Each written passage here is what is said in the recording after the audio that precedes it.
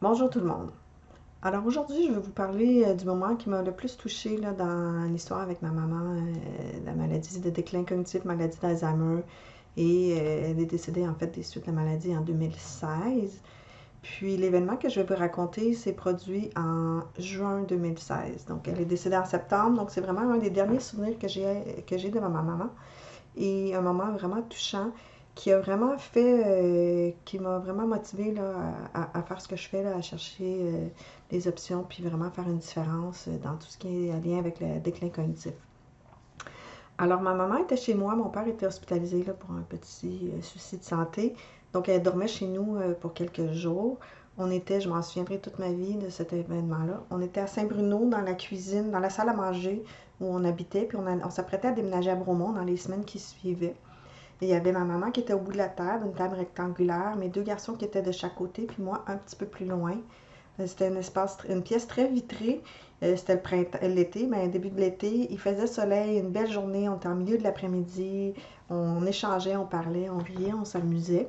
Puis là, je commence à parler comme quoi que je déménageais, là, on déménageait dans les semaines qui suivaient, que je déménageais à Bromont.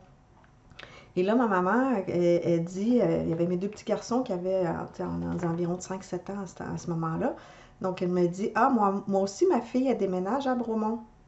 Là, évidemment, mes enfants, c'est dur pour nous, ces genres de situations-là. Imaginez mes enfants 5-7 ans. Donc, naturellement, ils ont dit, ben voyons, grand-maman, ta fille, elle est là, c'est Patricia, c'est ta fille. Puis là, il y a une discussion, non, non, non, c'est pas ma fille, je connais ma fille, elle, la fille qui est là, c'est pas ma fille, moi, ma fille, elle déménage à Bromont aussi, et ainsi de suite. Donc, ça a duré environ peut-être une minute. Puisque je connaissais pas, là, je savais pas innocemment que pendant cette période d'absence-là, quand elle est revenue présente et qu'elle m'a reconnue, en fait, elle se souvenait de cette absence-là. Elle s'est souvenue.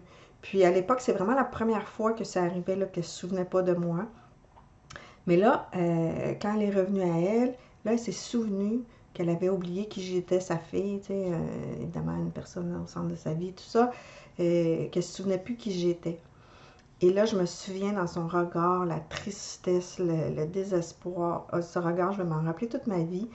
Puis là, après ça, elle dormait chez nous là, pendant quelques jours et pendant les 2-3 jours, elle était super silencieuse, elle parlait pas, sauf pour dire je peux pas croire que je me suis pas souvenu que tu es ta fille, je peux pas croire. Donc, elle venait de prendre conscience, de réaliser à quel point la maladie l'affectait, puis ça venait la toucher profondément. Puis je la regardais, puis j'étais tellement triste pour elle, tellement triste de ne pas pouvoir rien faire, d'être vraiment désespérée, de ne pas pouvoir l'aider. J'avais beau lui dire, je lui disais, voyons, maman, c'est pas grave, on t'aime, que tu te souviennes de moi ou pas, c'est pas grave, tu étais là, on a fait des moments ensemble. Mais elle disait, non, je peux pas croire, je peux pas croire. Donc, peu importe toutes les paroles que je pouvais lui dire, ça ne changeait rien. Elle était tellement triste, tellement démolie par cette situation-là, ça m'a vraiment attristée. Et puis, c'est toute cette histoire-là qui m'a vraiment, là, qui vient me chercher au plus profond de moi dans ma mission, là, de vraiment partager.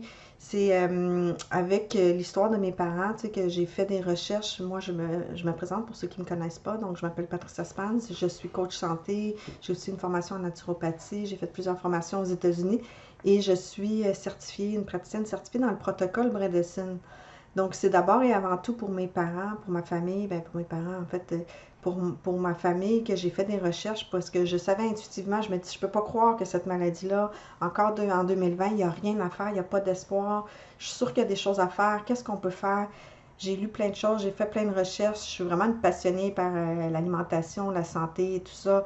J'ai fait beaucoup de formations, mais au-delà de ça, depuis ma vingtaine, que je lis, que je me renseigne, que j'ai toujours eu une passion pour tout ça. Et je me suis certifiée par le docteur Bredesen, qui est un neurologue, un éminent chercheur qui a travaillé avec des prix Nobel de la médecine, qui a fait plus de 30 ans de recherche et qui venait justement chercher, confirmer tout ce que je me disais, c'est qu'il doit y avoir des choses à faire dans notre mode de vie, dans l'alimentation, dans tout ça, pour vraiment faire une différence au niveau du cerveau. Et depuis 2012, en fait, le Dr Bredesen a développé une approche qui s'appelle le protocole Bredesen, au nom de son nom, donc Bredesen. Je Je vous invite à aller sur ma page, mais aussi à aller sur la page de la recherche. Et ce que j'ai trouvé absolument génial, c'est que c'est vraiment une approche complète qui holistique et aussi basée dans la science. Donc, c'est un scientifique, un grand chercheur qui a fait beaucoup de recherches avec son équipe. Ils ont des cas des gens qui, depuis 2012, là, qui étaient en début de déclin, puis qui ont mis en place son protocole, qui ont vu des différences. Je vous invite à aller voir comme moi, tu sais, j'étais sceptique, on l'est tous. Et là, vraiment, quand je pense à ma maman, à tout ça, je me dis, c'est pas vrai que on va encore vivre ça pendant les 50, 100 prochaines années.